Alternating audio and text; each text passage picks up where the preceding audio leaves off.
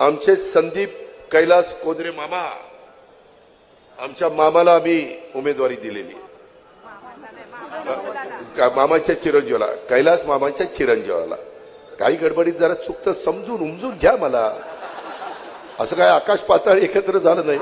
मी मुद्दाम म्हणलं मामाला की तुमची माझ्या सभेकडे लक्ष आहे का बोलण्याकडं, पण मला कळलं की तुम्ही बारकाईनं माझं भाषण ऐकताय.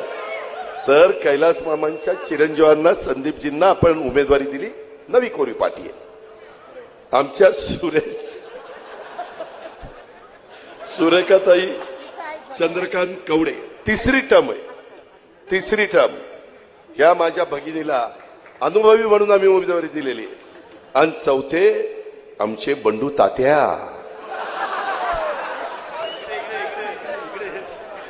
बंडू तात्या आता आपल्या